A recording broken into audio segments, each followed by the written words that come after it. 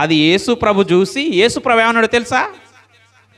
ఆస్తి గలవారు దేవుని రాజ్యంలో ప్రవేశించుట ఎంతో దుర్లభం, కష్టం, కష్టతరమైనటువంటి పని, అసాధ్యమైనటువంటి పని, సాధ్యము కాని పని, చాలా అరుదైనటువంటి పని. ఏం పని? ఎవరంట? ఆస్తి గలవారు దేవుని రాజ్యంలో ప్రవేశించుట కష్టతరమైన పని, సాధ్యము కానటువంటి పని. నెక్స్ట్, ధనవంతుడు దేవుని రాజ్యంలో ప్రవేశించుట కంటే సూది బెజ్జంలో ఒంటె దూరుట. సూది బెజ్జం ఎంత ఉంటుందమ్మా? సూది బెజ్జంలో దారాన్ని దూర్చటమే కష్టం. సూది బెజ్జంలో దారాన్ని దూర్చటమే కష్టం. ఇక దీని దగ్గర వేరే వేరే వివరణలు ఇస్తారు. సూది బెజ్జం అంటే యెరూషలేము ద్వారం దగ్గర ఒక కన్నమని, ఇక ఒంటె అంటే వేరే లాంగ్వేజ్లో తాడుని ఒంటె అంటారని రకరకాలుగా మీనింగులు ఉన్నాయి. ఇక్కడ మీకు 2 పాయింట్లు అర్థం కావాలి. 1 ఆస్తి గలవారు, 2 ధనవంతులు. ఆస్తి గలవారు దేవుని రాజ్యంలో ప్రవేశించుట దుర్లభం, అసాధ్యం. 2వది ధనవంతుడు దేవుని రాజ్యంలో ప్రవేశించుట సూది బెజ్జంలో ఒంటె దూరుట సులభం. అంటే చూడండి, అంటే మనం ఒక ఆలోచన చేయాలి. ధనవంతులైనటువంటి వారు, ఆస్తి గలవారు దేవుని రాజ్యంలో ఎందుకు ప్రవేశించరు? అబ్రాహాము ధనవంతుడేనా? బైబిల్లో అబ్రాహాము ధనవంతుడేనా? లోతు ధనవంతుడేనా? యాకోబు ధనవంతుడేనా? దావీదు ధనవంతుడేనా? సొలొమోను ధనవంతుడేనా? యోబు ధనవంతుడేనా? వీళ్ళంతా ఎక్కడ పోయారు? ఎక్కడ పోయారు వీళ్ళంతా? ఎక్కడ ఉన్నారు వీళ్ళు? పరదేశంలో ఉన్నారు. యేసు ప్రభు రాకడ వస్తే పరలోకంలో వెళ్తారు. ఆదికాండం 13వ అధ్యాయం 2వ వచనం, అబ్రాం వెండి బంగారము పశువులు కలిగి బహుధనవంతుడై ఉండెను. అబ్రాము ధనవంతుడా పేదవాడా? ఏమేమి ఉందంట అబ్రాముకు? వెండి బంగారము పశు సంపద. బహుధనవంతుడంట. ఈ అబ్రాహం ఎక్కడ ఉన్నాడు? మనం కొత్త నిబంధనలోనికి వస్తే లూకాసు వార్తలో మనం చూస్తాం. దరిద్రుడు చచ్చిపోయాడంట, భూమి మీద ఉన్న ధనవంతుడు చచ్చిపోయాడంట. ఈ ధనవంతుడు పాతాళంలో అగ్ని జ్వాలలలో యాతన పడుచున్నాడు. మరి దరిద్రుడు ఎక్కడ ఉన్నాడు? అబ్రహాము రొమ్మున. ఈ అబ్రహాం ఎక్కడ ఉన్నాడు? పరదైసులో ఉన్నాడు. పరదైసులో ఉన్నాడు. నీతిమంతులు ఉన్న స్థలంలో ఉన్నాడు. పరలోకానికి పోయే వారి వెయిటింగ్ ప్లేస్లో ఉన్నాడు. ఎవరు? ఈ అబ్రాం. మరి ఈ అబ్రాం భూమి మీద ఉన్నప్పుడు ఈయన ఎవరంట? వెండి బంగారాలు పశువు సంపద కలిగిన ధనవంతుడు. మరి యేసు ప్రభు వారు ఏమంటున్నారు? ఆస్తి గలవారు, ధనవంతులు. మరి ఈ ధనవంతుడు ఎట్టపోయిండు? ఈయన తమ్ముని కొడుకున్నాడు ఒక ఆయన. ఎవరైనా? లోతు. లోతు కూడా ఎలాంటి సంపద కలిగిన వాడో తెలుసా? 13వ అధ్యాయంలోనే 6వ వచనం, వారు కలిసి నివసించుటకు ఆ ప్రదేశము చాలకపోయెను. ఎందుకనగా వారి ఆస్తి వారు కలిసి నివసించలేనంత విస్తారముగా ఉండెను. అప్పుడు అబ్రాము పశువుల కాపరులకు, లోతు పశువు కాపరులకు ఏమొచ్చింది అంటే, ఎవరి సంపాదన? అబ్రాము సంపాదన, లోతు సంపాదన. వారు కలిసి నివసించలేనంత సంపాదన ఉందంట. లోతు కూడా ఎవరు? ధనవంతుడే. లోతు ఎవరమ్మా? మరి ఈ లోతు కూడా ఎక్కడ ఉన్నారంట? కొత్త నిబంధనలో మనం చదువుతాం, పేతురు గ్రంథంలో, సువార్తలలో లోతు నీతిమంతుడు అని ఉంటుంది. ఉంటుందా? అన్నదా? ఉంటుందా? లోతు ఎవరంట? లోతు నీతిమంతుడు. ఈ లోతు ఎక్కడ ఉన్నాడు? లోతు కూడా నీతిమంతులు ఉండినటువంటి స్థలం పరదైసులో ఉన్నాడు. అంటే ఈ ఆస్తి కలిగిన ఈ ధనవంతుడు కూడా అడిగిపోయిండు, పరదైసుకు పోయిండు. అబ్రహాము ధనవంతుడే, లోతు. మీకు ఒక విషయం చెప్పాలి ఇక్కడ, ఆస్తి ఎప్పుడు ఎక్కువైతుందో, ధనం ఎప్పుడు ఎక్కువైతుందో, సంపాదన ఎప్పుడు ఎక్కువైతుందో అప్పుడు మనిషిలో ప్రేమ, అనురాగాలు, బంధుత్వాలు తగ్గిపోతాయి.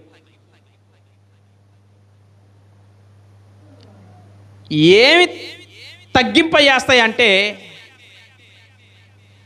ధనము, ఆస్తి, సంపాదన మనుషులను ఏం చేస్తాయి? దూరం చేస్తాయి. మనుషులను ఏం చేస్తాయి? ఇంట్లో నుంచి బయలుదేరినప్పుడు ఎవరెవరు బయలుదేరినరు? అబ్రాం భార్య, వారితో పాటు లోతు కూడా బయలుదేరి వచ్చిండు. దేవుడు నీ తండ్రి ఇంటిని, నీ ఊరును, నీ ప్రదేశమును విడిచిపెట్టి బయటికి రాని దేవుడు పిలిచినప్పుడు అబ్రహాముతో పాటు ఎవరు వచ్చారు? లోతు కూడా వచ్చారు. వాళ్ళిద్దరు కలిసే వచ్చారు కదా. కానీ కొంతకాలం తర్వాత వారు విడిపోవాలని నిర్ణయం తీసుకున్నారు. వారు విడిపోవడానికి కారణం ఏమైంది చూసావా?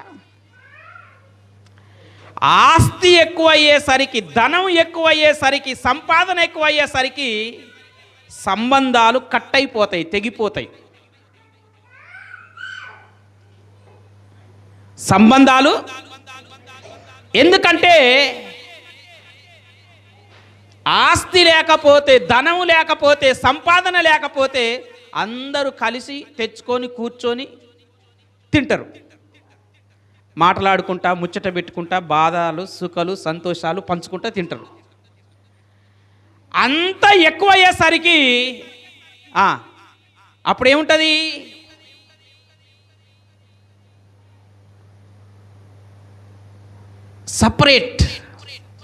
సపరేట్ అయిపోతారన్నమాట. ఎందుకంటే ధనం మనిషిని, బంధుత్వాన్ని తెంచేస్తుంది, ప్రేమను తెంచేస్తుంది, ఇంకా ఆప్యాయతలు తెంచేస్తుంది. ఇంకా మనిషికి ఏది లేకున్నా ధనం ఒక్కటి ఉంటే మనిషి ఒక రాజకీయం చేసినా, ఒక వ్యాపారం చేసినా, ఒక వ్యవసాయం చేసినా, ఒక చదువుకున్నా, ఎన్ని చేసినా దేనికోసం?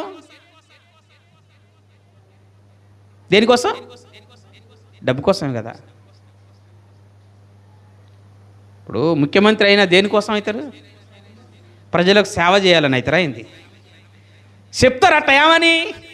ప్రజలకు సేవ చేస్తా, పేద ప్రజలను ఆదుకుంటా అని చెప్తారట. వాస్తవికంగా ప్రజలకు సేవ చేయడానికి వస్తారా? ఇప్పుడు సర్పంచ్ ఎలక్షన్లు వస్తున్నాయి. ప్రతి ఒక్కడు ఊళ్ళో ఏం చెప్తాడు? నేను ఊరిని బాగు చేస్తా, మన ఊరిని అభివృద్ధి చేస్తా, మన ఊరుకు రావాల్సిన ఫండ్స్ తెస్తా అంటాడా? తర్వాతకి తెచ్చుకొని ఇంట్లో పెట్టుకుంటాడా? వాడు మాట నిలబెట్టుకున్నాడు. నేను తెస్తా అన్నా, మీకు ఇస్తా అని చెప్పలే కదా. నేను తెస్తా అన్నా కానీ మీకు ఇస్తా అని చెప్పలే కదా. మన ఊరికి ఎంత వాటర్ రావాలో అంత వాటర్ కొట్లాడి తెస్తా, కానీ మీకు ఇస్తా అని చెప్పలే నేను. అర్థమైందా? అంటే భూమి మీద ఉన్న ప్రతి ఒక్క వ్యక్తి ప్రయాసం దేనికోసం? ఆస్తి, ధనం, సంపాదన. లోతు, అబ్రహాం కలిసి ఉన్నవారు విడిపోవడానికి ఏం కారణమైంది? ఆస్తి కారణమైంది. సరే, మనం ఒక పాయింట్ ఆలోచన చేయాలి.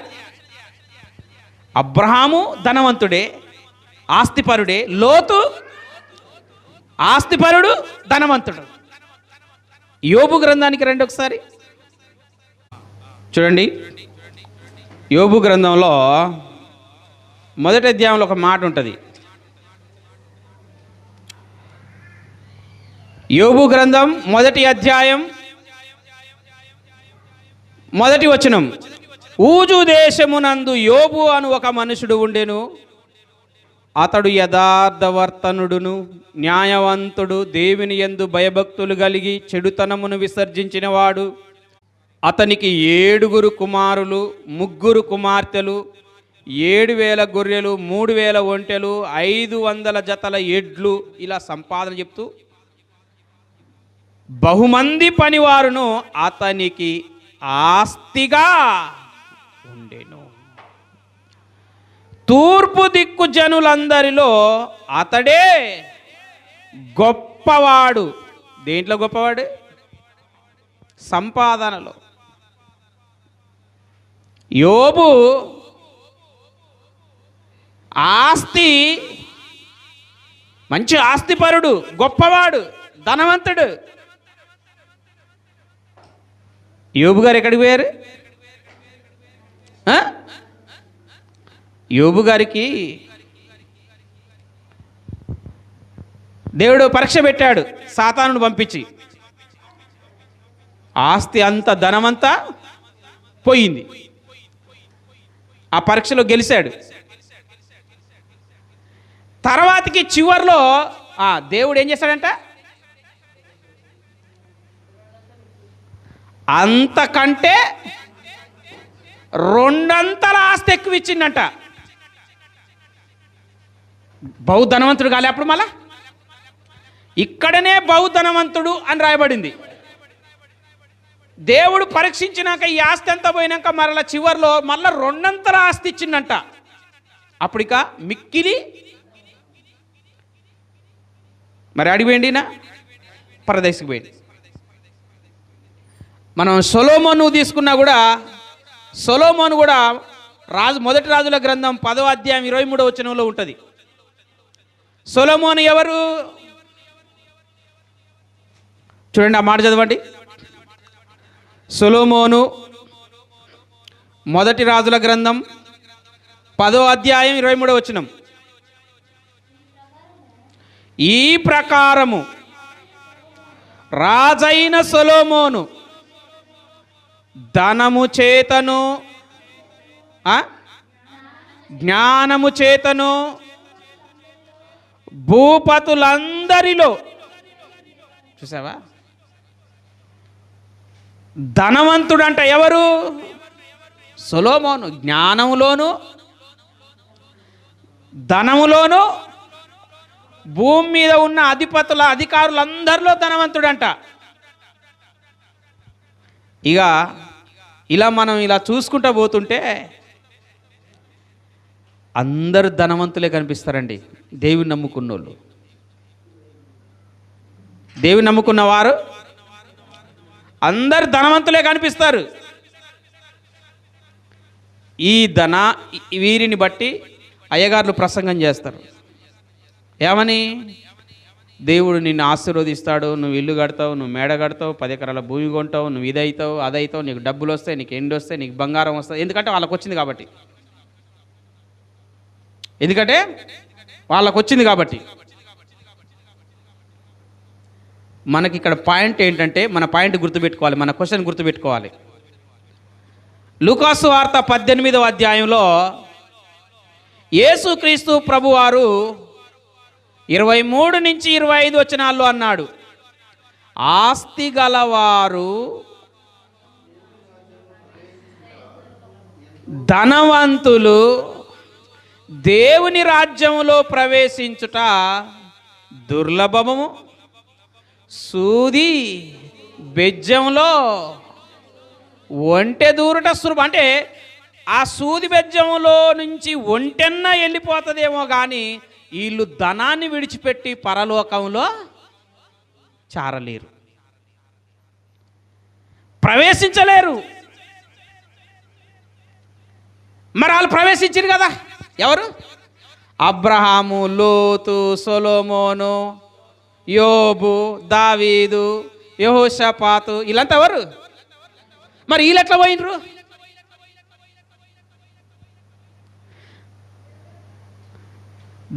ఈ వాక్యం చదివే వారికే గుండెలు రాయబడుతుంది. ఏ వాక్యం?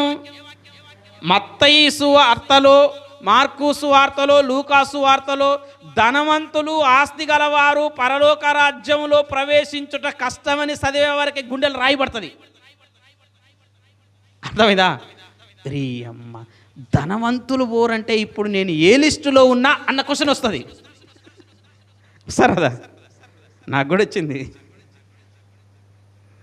వస్తారు అదా? ఇప్పుడు నేను ఏ లిస్టులో ఉన్నా? పరలోకానికి పోయే లిస్టులో ఉన్నానా, నరకానికి పోయే లిస్టులో ఉన్నా, ఏ లిస్టులో ఉన్నా అని ఇది చదువుతుంటే నాకు ఆలోచన వచ్చింది. ఇప్పుడు మనం లేఖనాల పరిశోధన సదస్సు, అది పరిశుద్ధ గ్రంథము పరిశీలన సదస్సు పెట్టామే. ఆ సదస్సులో క్రీస్తును మాయం చేసిన మహనీయులు అని నేను ఎపిసోడ్ వైజ్గా చెప్తున్నా కదా. ఆ సువార్తలు ధ్యానించుతుంటే ఈడికొచ్చే వరకే టక్కున నా మైండ్కు అలా తట్టిందనమాట. ధనవంతులు ఆస్తి గలవారు దేవుని రాజ్యంలో పరలోక రాజ్యంలో ప్రవేశించుట ఏందమ్మా ఇది అని ఆలోచన చేశాను. ఆలోచన చేసి దీని మీద ఏం చేశానంటే పరిశీలన చేసుకుంటా వచ్చాను. మరి ధనవంతులు పోయారు, వీరు ఎలా పరదేశంలోనికి వెళ్ళారు? వీరు పరదేశంలోనికి ఎలా వెళ్ళారు? మరలా వీరు పోయిన వాళ్ళకి ధనాన్ని ఇచ్చింది ఎవరు? దేవుడే. ఎవరిచ్చారమ్మా? అబ్రాహాముకు ధనం ఎవరిచ్చారు? లోతుకు ధనం ఎవరిచ్చారు? యోబుకు ధనం ఎవరిచ్చారు? సొలొమోనుకు ఎవరిచ్చారు? దావీదుకు ఎవరిచ్చారు? పాత నిబంధనలో ఉన్న భక్తులందరికీ ధనాన్ని ఇచ్చింది ఎవరు? ధనాన్ని ఇచ్చేది దేవుడే. ధనవంతులు పరలోక రాజ్యంలో ప్రవేశించారని చెప్పేది. అయితే ఏంటి ఇక్కడ ఉన్న చిన్న పాయింట్ ఏదో తెలుసుకోవాలి మీరు. ఇక్కడ ఉన్న చిన్న పాయింట్ ఏంటో మీరు తెలుసుకోవాలి. ఏంటంటే అక్కడ ఇంకొక మాట ఉంటుంది, కింద చదవండి ఒకసారి. మార్కు సువార్త 10వ అధ్యాయం 24వ వచనం. ఇక్కడ కూడా యేసు ప్రభువారు చెప్తున్నారు, అదే వ్యక్తి ఇక్కడ మాట్లాడుతున్నాడు.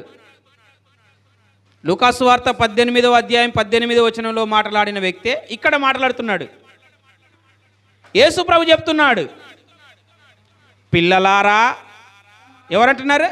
యేసు ప్రభు అంటున్నారు, పిల్లలారా, తమ ఆస్తి యందు నమ్మకం ఉంచువారు దేవుని రాజ్యంలో ప్రవేశించుట ఎంతో కష్టతరమైన పని, ఎంతో కష్టతరమైన పని, ఎంతో అరుదైన పని, అది ఎంతో సాధ్యము కానటువంటి పని. ఎంతో సాధ్యము చేస్తే తప్ప ఆస్తి గలవారు ధనవంతులు దేవుని రాజ్యంలో ప్రవేశించలేరు. ఎందుకు ప్రవేశించలేరంటే యేసుక్రీస్తు ప్రభువారు అక్కడ పాయింట్ చెప్పాడు. ఏం చెప్పాడు? ఆస్తి యందు నమ్మకం ఉంచువారు. నమ్మకం ఎవరు యందు ఉంచాలి? నమ్మకం అంటే ఏంటి? విశ్వాసం. విశ్వాసం ఎవరి మీద ఉండాలమ్మా? విశ్వాసం దేవుని మీద ఉండాలి కానీ, నమ్మకం దేవుని మీద ఉండాలి కానీ, ఎవరైతే ఆస్తి మీద నమ్మకం పెట్టుకుంటారో, ఎవరైతే ధనం మీద నమ్మకం పెట్టుకుంటారో వారు పోరు. అర్థమైందా? పాయింట్ అర్థమైందా? ఏమర్థమైంది?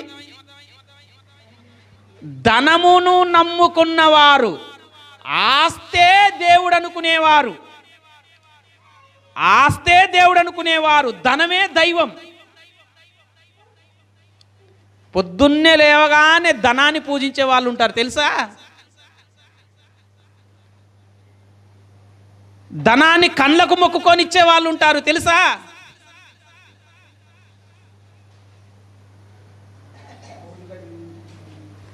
ధనాన్ని పూజించే వాళ్ళు ఉంటారు తెలుసా? ధనం దైవం అని నమ్మే వాళ్ళు ఉంటారు. లచ్చి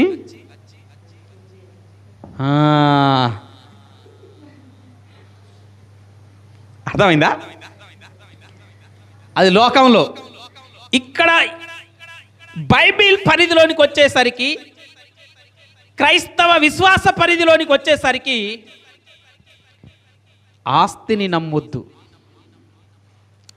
ధనాన్ని నమ్మొద్దు, డబ్బును నమ్మొద్దు. అది ఇలా వస్తుంటుంది, ఇలా పోతుంటుంది, ఇలా వస్తుంటుంది, ఇలా పోతుంటుంది. అంతేకాని నాకు 10 కోట్లు ఉంది, నాకు 2 కోట్లు ఉంది, నాకు 1 కోటి ఉంది, నాకు 50 లక్షలు ఉన్నాయి, నాకు 30 లక్షలు ఉన్నాయి, ఇక చాలు, నేను చచ్చే అంతవరకు నిమ్మలంగా కూసోని తింటా. అంటే నీ మనస్సులో ధీమా, నీ మనస్సులో ధైర్యం ఏమై ఉంది? డబ్బై ఉంది. ఏమైంది?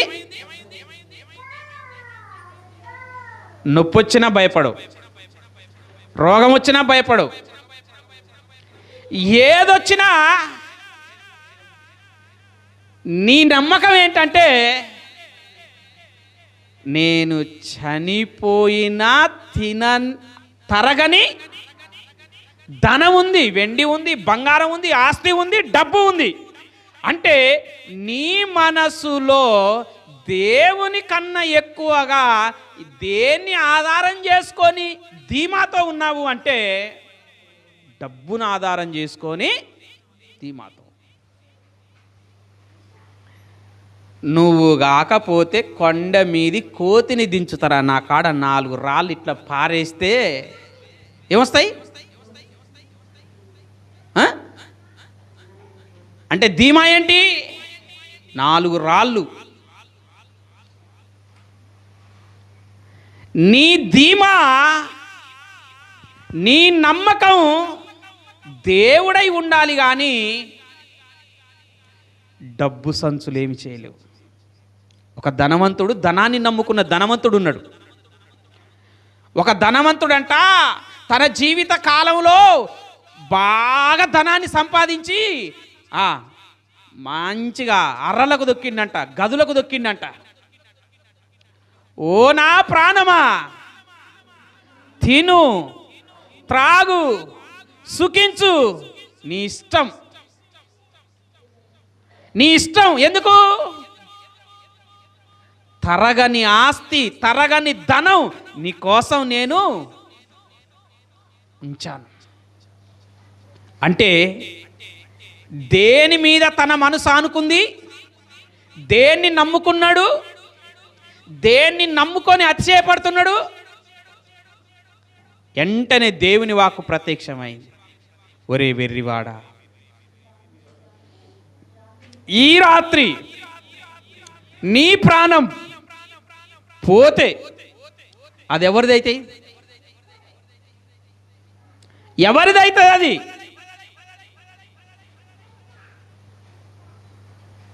ధనాన్ని నమ్ముకోవద్దు, పరలోక రాజ్యంలో ప్రవేశం ఉండదు. ఆస్తిని నమ్ముకోవద్దు, వెండిని బంగారాన్ని, వీటిని కాదు మనం నమ్మవలసింది. ఏంటండి, ఇందిరాగాంధీకి ఏమన్నా ఆస్తి తక్కువ ఉందా? వైఎస్ రాజశేఖర రెడ్డికి ఏమన్నా తక్కువ ఉందా? ఏంటమ్మా? చనిపోయే వాళ్ళకి, హాస్పిటళ్ళలో చనిపోయే వాళ్ళకి, యాక్సిడెంట్లలో చనిపోయే వాళ్ళకి, సూసైడ్ చేసుకొని చనిపోయే వాళ్ళకి ఏమన్నా డబ్బు తక్కువ ఉందా? దేన్ని నమ్ముకోవద్దు? ధనాన్ని నమ్ముకోవద్దు. ఆస్తి గలవారు, ధనము గలవారు, తమ ఆస్తి యందు నమ్మకం ఉంచిన వారు, తన ధనాన్ని నమ్ముకున్నవారు దేవుని రాజ్యంలో ప్రవేశించుట కష్టం. నేను ఎప్పుడు చెప్తుంటాను, దాన్ని నమ్ముకోవద్దు, అలా వదిలేసేస్తుండాలి. అది మన సర్వస్వం కాదు, అదే మన జీవితం కాదు. తిమోతి పత్రికలో ఒక మంచి మాట అంటాడు, చూడండి ఒకసారి. 6వ అధ్యాయం, తిమోతికి రాసిన మొదటి పత్రిక 6వ అధ్యాయం 17వ వచనం. ఇహమందు అంటే ఈ లోకమందు, ఈ లోకమందు ధనవంతులైన వారు ఏం కావద్దు? ధనం ఉంటే ఏమొస్తుంది? ఏమొస్తుందమ్మా? ధనం ఉంటే ఒక సెల్ఫ్ కాన్ఫిడెన్స్ వస్తుంది. అరే వాడు ఆమె రావట్లేదంట, రాకుండా నీతో నాకు పని అవసరం లేదు. అరే వాడు రావట్లేదంట, రాకుండా రావద్దని చెప్పు. వాడు రాకుంటే కాదు, అసలు నేను చెప్తున్నా, రావద్దని చెప్పు. ధనం ఉంటే ఎంత కాన్ఫిడెన్స్ వస్తుంది? ఈ లోకమందు ధనవంతులైన వారు, అబ్రహాములో గర్వం ఉందా? లోతులో గర్వం ఉందా? సొలొమోనులో గర్వం ఉందా? దావీదులో గర్వం ఉందా? యోబులో గర్వం ఉందా? దేవుడే ఇచ్చాడు, దేవుడే తీసుకున్నాడు. దేవుని నామానికి ధనాన్ని నమ్ముకున్నాడా, దేవుని నమ్ముకున్నాడా? ఒకవేళ ధనాన్ని నమ్ముకున్నాడు అనుకో, నా ధనం అంతా పోయింది, ఏం దేవుడా ఈ దేవుడు పాడుగాను, నా ధనం అంతా పోయింది, 10 ఎకరాల భూమి పోయింది, దేవుని నమ్ముకున్నాక ఏం దేవుడయ్యా ఈ దేవుడు పాడుగాను, 50 లక్షల నష్టం వచ్చింది, ఏం దేవుడా ఈ దేవుడు. ఈ లోకమందు ధనవంతులైన వారు గర్విష్ఠులు కాక అస్థిరమైన ధనం. అస్థిరమైన ధనం, అస్థిరం అంటే స్థిరం కాదు. నీ దగ్గరికి రాగానే 500 నోటు, 200 రూపాయల నోటు మంచిగా ఎలా ఉంటుందో తెలుసా? నిగనిగలాడుతుంటుంది, మంచి బ్యాంకు వాసన కొడుతుంటుంది. వాంబో ఈ వాసన, ఇది నోటు కొత్త ఉంది, దీనికి ఒక ముడత లేదు, మంచిగా చక్కగా నిఠారుగా ఉన్నది, మంచిగా దాచిపెట్టుకుంటావు. 2 రోజులే ఉంటుంది, 3వ నాడు పని పడుతుంది, తీ అడిగాలే. నువ్వు కొట్టుకిస్తావా, బీసీఓనికి ఇస్తావా, దుకాణం కాడ ఇస్తావా, కూరగాయల కాడ ఇస్తావా, నువ్వు ఏడ ఇస్తావు? మళ్ళీ పోయి ఇవ్వాలి. అయ్యో నిన్ననే వచ్చింది, ఇవాళనే పోతుంది కదా, అంతే. అది అస్థిరమైనటువంటిది. అర్థమైందా? 1,00,000 నిగనిగలాడుతున్న కట్టలు చూసినాం అనుకో, మా నీ డబ్బు ఏందిరా నాయన అనుకుంటావు. మళ్ళా 3 రోజులు ఎవరికి ఏమనిపిస్తుంది, మళ్ళా ఎక్కడికి చేరుకోవాలి, అవి పోతుంటే మా నిన్ననే వచ్చి మళ్ళీ ఇయ్యాలనే పోతున్నాయి ఏందిరా, ఒక్కరోజే ఉన్నాయి. అస్థిరం ధనం ఏంటిదంట, దాన్ని నమ్మొద్దు. నువ్వు చూడాలనుకుంటే పోయి బ్యాంకులో నిలబడు, ఒక 2,000 రూపాయలు నీ అకౌంట్లో వేసుకోవడానికి ఆడ నిలబడు. ఆడు పటపట కొలుస్తుంటాడు, చూసుకొని మళ్ళా రా. వాడి దగ్గర కూడా ఏముండవు. నేను బ్యాంక్ మేనేజర్ దగ్గర పోయాను, క్యాషియర్ దగ్గర పోయాను, నాకు పరిచయం, ఏదో లోన్ కోసం పోయాను. ఇంటికి పోయి మాట్లాడుతుంటే, మీకేం సార్ డబ్బు 24 గంటలు. ఒక ఆయన అంటున్నాడు, నేను ఒక పాస్టర్ ఇద్దరం కలిసి వెళ్ళాము వారింటికి. ఈయన అంటున్నాడు, ఆయనకు 3 బిడ్డలు, బిడ్డ పెళ్లి చేయాలి, డబ్బు లేదు అంటే, సార్ మీరు డబ్బు లేదామంటారు సార్, పొద్దున్న లేస్తే లక్ష్మి కలకల రెపరెపలాడుతుంటుంది నీ చేతులు అంటే, రే అది చూసుకోవటం వరకేరా, నా చేతిలో ₹1 కూడా ఉండదు. అర్థమైందా? అది ఎక్కడికి పోవాలో అక్కడికి తిరుగుతుంటుంది అన్నమాట. నీ దగ్గర 2 రోజులు ఉంటుంది, నిన్ను మురిపిస్తుంది. హనుమంతు దగ్గరికి పోతుంది, హనుమంతుని 2 రోజులు మురిపిస్తుంది. హనుమంతు కానించి ఇంకో దగ్గరికి పోతుంది, వాళ్ళని మురిపిస్తుంది. వారి దగ్గర నుంచి ఇంకోరి దగ్గరికి పోతుంది, వాళ్ళని మురిపిస్తుంది. అది మురిపించుకుంటూ వెళ్ళిపోయే పని, కానీ అది స్థిరంగా ఒకరి దగ్గర ఉండేది. అది నీ దగ్గరికి వచ్చినప్పుడు గర్వపడగాకు. నా దగ్గర ఎన్ని కట్టలు ఉన్నాయో తెలుసా అనగాకు. అదంటది, రే నీ కాడ 2 రోజులే ఉంటారా, నీ కాడ 4 రోజులే ఉంటారా, నీ కాడ 3 నెలలే ఉంటారా, కథం. అది చేరవలసిన వ్యక్తి దగ్గరికి మరలా వాడు కూడా ఏమనుకోవాలి తెలుసా, నా దగ్గర ఎన్ని కట్టలు ఉన్నాయో తెలుసా అని గర్వపడకూడదు. వానికి కూడా చెప్తుంది, రే నీలాంటి వాళ్ళ దగ్గర చాలామంది దగ్గర ఉండొచ్చింది రోయ్. ఏమంటుంది అది, నీ దగ్గర వాళ్ళ దగ్గర చాలామంది దగ్గర వండుకుంటా వచ్చిన, నన్ను బీరువాలో పెట్టి తెల్లవారులు నా దగ్గర కూర్చున్న వాళ్ళు ఉన్నారు, చేతిలో పెట్టుకొని తెల్లవారులు పక్కన పెట్టుకొని పండుకున్న వాళ్ళు ఉన్నారు, నన్ను చూసుకుంటూ ఉన్నోళ్ళు ఉన్నారు. మస్తు మంది కాపల కొట్టినా కూడా నేను వారి కళ్ళ ముందే దాటుకుంటూ వస్తున్నారా. నేను ఎవరి దగ్గర ఉంటానో ఉన్నప్పుడు ఎగిరిపడకమ్మా, నేను ఇంకొక దగ్గరికి వెళ్ళిపోతా. నీ దగ్గరికి వచ్చిన కదా, నేను నీకే సొంతం కదా అని గర్వపడగాకు. అర్థమైందా? అదే దేవుడు అంటున్నాడు, ఈ లోకములో ధనవంతులైన వారు గర్వపడవద్దు, ఎందుకంటే అది అస్థిరం. నీ చేతిలో, నీ ఇంట్లో, నీ అకౌంట్లో, నీ పేరు మీద స్థిరంగా ఓ ఇల్లు ఉండదు, ఓ బంగారం ఉండదు, ఓ ఎండి ఉండదు, 500 రూపాయల నోటు ఉండదు, 200 రూపాయల నోటు ఉండదు. ఉంటుందా స్థిరంగా? ఎవరన్నా ఒకరు చెప్పండి స్థిరంగా నా దగ్గర ఉంది అని. ఎవరి దగ్గర ఏది ఉండదు.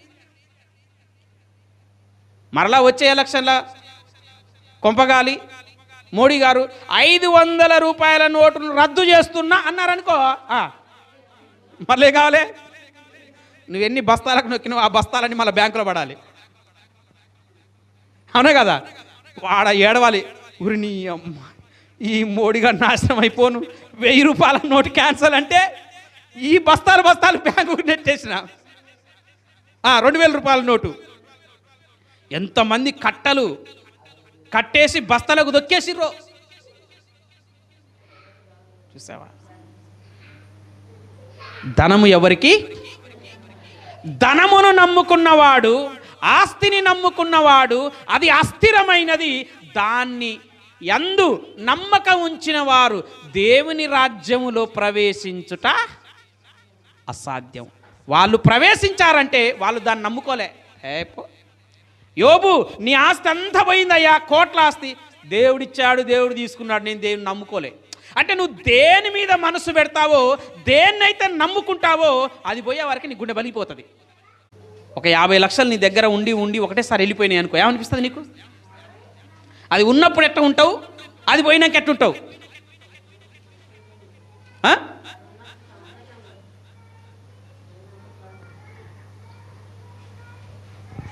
అస్థిరమైన ధనమునందు నమ్మకముంచక సుఖముగా అనుభవించుటకు సమస్తమును మనకు ధారాళముగా దయచేయు దేవుని యందు నమ్మకం ఉంచాలి. దేవుని యందు నమ్మకం ఉంచాలి. అది వాళ్ళు పరలోక రాజ్యంలో ప్రవేశిస్తారు. దేవుని యందు నమ్మకం ఉంచిన వాళ్ళు పరలోక రాజ్యంలో ప్రవేశిస్తారు. కానీ ఆస్తి యందు, ధనమునందు, వెండినందు, బంగారమందు నమ్మకం పెట్టుకొని బతికితే మనం దేవుని రాజ్యంలో